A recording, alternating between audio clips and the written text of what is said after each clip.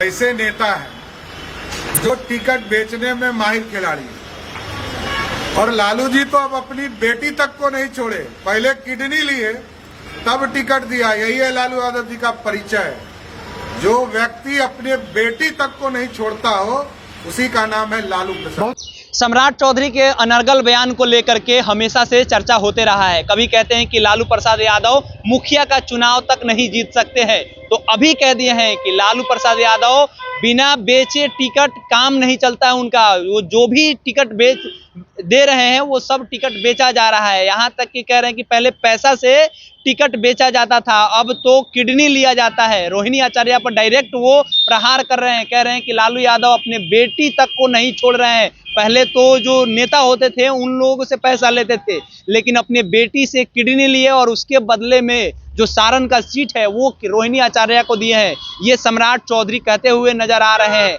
अब सब कोई जान रहे हैं कि सारण का जो सीट है वो चला गया है रोहिणी आचार्य के पास में, रोहिणी आचार्य के खाते में चला गया है और रोहिणी आचार्य वहां से चुनाव लड़ने वाली है। लेकिन इसको लेकर के सम्राट चौधरी माहौल बना रहे हैं, कह रहे हैं कि पैसा से नहीं अब किडनी लेकर के भी टिकट दिया जा रहा है। तो बड़ी आरोप लगाया जा रहा है। अब देखना है कि राजद के जो बड़े बड़े नेता है वो इसके रूप में इसके ऊपर क्या जवाब देते हैं, ये देखने को पता चलेगा। आप सब कोई जान रहे हैं एक बात कि जो सारण का सीट है वो सारण के सीट पर जितेंद्र राय पहले से तैयारी कर रहे थे कि जितेंद्र राय को वहां से शायद टिकट मिल जाएगा और वो चुनाव लड़ेंगे तो वो जीत जाएंगे। लेकिन जब रोहिणी आचार्य वहां से चुनाव लड़ने के लिए कह दी तो लालू प्रसाद यादव, तमाम जो छपरा के लोग थे, सारण के लोग थे, जो पूर्व विधायक थे, पूर्व सांसद है, जो बड़े बड़े उधर के लोग हैं, उन सभी किसी को गणमान्य व्यक्तियों को 10 नंबर राबड़ी आवास में बुलाए और बुलाने के बाद उनसे बोले कि इस बार बेटी चुनाव लड़ रही है, आप सभी किसी को मदद करना है। बेटी है, आप सबों की बहन है, जो लोग जो भाई उनको मानते हैं, बहन मानते हैं, उन लोगों को साफ तौर पे कहे कि आप लोग को मदद करना है। तो वो टिकट उस तरीके से क्लियर हुआ है। लेकिन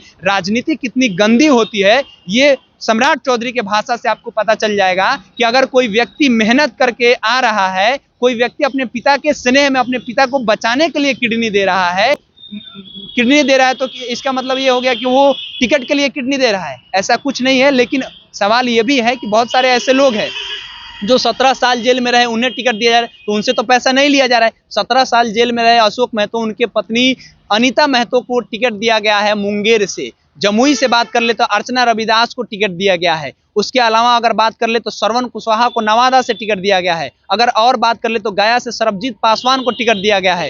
कहने में सुनने में ये भी बातें आ रहा है कि सुरेंद्र राम को टिकट दिया जा रहा है गोपालगंज से। तो जितने भी टिकट दिया जा रहा है, क्या ये पैसा से टिकट दिया जा रहा है? ऐसा कुछ नहीं है। ये लोग आरोप लगा रहे हैं। ऐसा राष्ट्रीय जनता दल के तमाम नेताओं का, शक्ति सिंह यादव से लेकर के बड़े बड़े नेताओं का ये बात कहना है कि सम्राट चौधरी की अनर्गल बयान देते हैं। आपने देखा होगा एक क्लिप बहुत समय पहले वायरल हुआ था कि अंडा सिखावे बच्चा की कि चे चे ना करे। ये लालू प्रसाद यादव का स्टेटमेंट है सम्राट चौधरी के बारे में। वो कह रहे थे कि वो हमारे सामने में राजनीति में पैदा हुआ, हमने सबसे पहले उसे विधायक बनाया और आज वो हमारे बारे में ऐसे ऐसे बोल रहा है। तो ये कहीं से भी शोभनीय नहीं है। अब देखना है कि आगे क्या कुछ होता है।